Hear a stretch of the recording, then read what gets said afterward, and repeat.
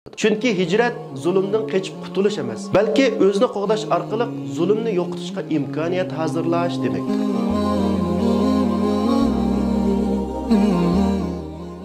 Ulug' Ramazon oyida musulmonlarning ruhiy dunyosi ro'zdan iborat chekliguvchi va kuchlantirguvchi ibodat sababidan kuch-quvvatga to'ladi. Shahvatlari ojizlab, Allohga taxmi yaqinlashadi. Shaytonlar bog'lanadigan bo'g'achqa fitrati taxmi ochiq namoyon bo'ladi. Ramazon oyida musulmonlar dunyosi Qur'on tilovat qilish, kechalarda qiyamda turish va duo qilish bilan umumiy jihatdan o'zini bir qatim yangilash fursatiga ega bo'ladi. Mollarining zakatini chiqarish orqali mollarni poklaydi. Hatto Ramazon oyining barkati va ulug'ligini izlab cho'ng-cho'ng qadamlarni Allohga tavakkul qilib, mush oyda atalaydi. Biz bugun Ramazon oyining 22-kunda turyapmiz. Mush kunning o'zidimi islom tarixida nihoyat cho'ng qadamlar ilingan ekan. Hijratning 1-yili Ramazon oyining 22-kuni edi. Payg'ambar alayhisalom Madinaga hijrat qilgandan keyingi tunji qatimliq qo'shin avatish ishini boshlabdi. Tag'isi Hamza ibn Abdul Mutallib radhiyallohu anhu boshchiligida 30 muhojirdan tashkillangan Sayful Bahr qo'shinini Abu Jahl boshchiligidagi bir karvonni g'animat olish uchun avatdi. Ikki taraf uchrashgan bo'lsa-mu,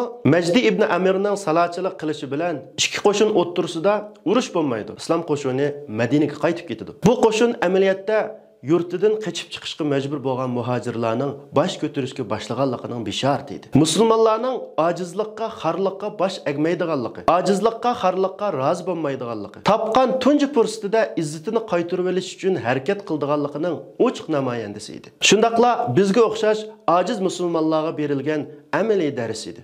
Hijrat qilib imkoniyat izlash, topgan tunji imkoniyatlarini izzat yo'liga sarf qilishga undayotadi. Chunki vatanni qaytarib olish birilarining yordami va yoki qo'llashi bilan amalga oshmaydi. Balki oldi bilan safning oldida yengini turib maydonga tusha oladigan muhojirlar qo'shini bo'lishini talab qiladi. Chunki hijrat zulmdan qochib qutulish emas, balki o'zni qo'g'dash orqali zulmni yo'qotishga imkoniyat hozirlash demakdir. Yana o'xshashla hijratning 8-yili Ramazon oyining 22-kunida 12,000 kishidan tashkillangan islom qo'shini payg'ambar alayhisalom da'vat qilib barg'inda ig'ir aziyat yetkazgan. Aziyat beribli bo'ldi qilmasdan da'vatni qabul qilish u yoqda tursin, boshdan oxir Makka mushriklarining safida turgan Taif mushriklariga qarshi atlangan edi. 7 yil burun kichik atratlarni avatgan ashu ojiz musulmonlar mana bugungi kunda 12,000 kishilik muntazam qo'shinga ega bo'lgan edi. Demak, ojizlikdan kuchaygan, xorlikdan izzatga erishgan edi.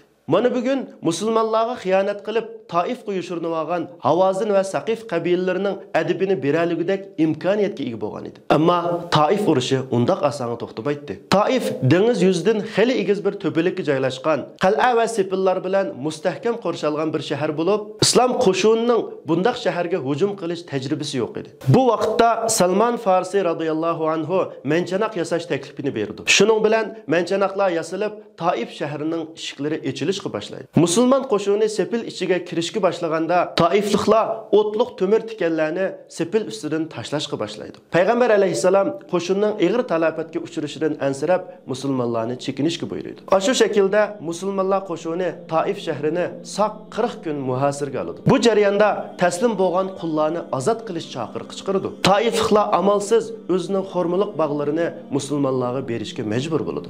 Eng oxirida payg'ambar alayhisalom sahobalar bilan maslahatlashgandan keyin muhosirni bekor qildi va musulmon qo'shini g'alaba bilan Makka qaytdi. Shundaq musulmonlar u yili Taifni fatih qilolmadi. Chunki payg'ambar alayhisalomning maqsadi aslida Taifni fatih qilish bo'lmasdan, balki o'ziga xiyonat qilgan Havazin va Saqif qabilalarining shavkitini yerga urish. Shundaqla qachon xolis kelib shaharni fatih qila oladiganligini bildirib qo'yish edi. Demak, bu g'azotda payg'ambar alayhisalomning maqsadi amalga oshdi. Shu sababdan bu qatimliq yurishmi g'albi yurishi hisoblanadi. Hatto ba'zi sahobalar Saqif qabilasi uchun duo qilib qo'yishni talab qilganda payg'ambar alayhisalom qo'llarini egiz ko'tarib, "Ey Allah, Saqif qabilasini hidoyat qilsinlar" deb duo qildi. Bu voqea yuz berib, saq bir yildan keyin Saqif qabilasining elchilari kelib musulmon bo'ldi. Payg'ambar alayhisalom Abu Sufyan ibn Harb va Mughira ibn Shu'ba radhiyallohu anhumlarni Taifga tiklangan arablarning eng cho'ng buti hisoblanadigan Lat butining haykalini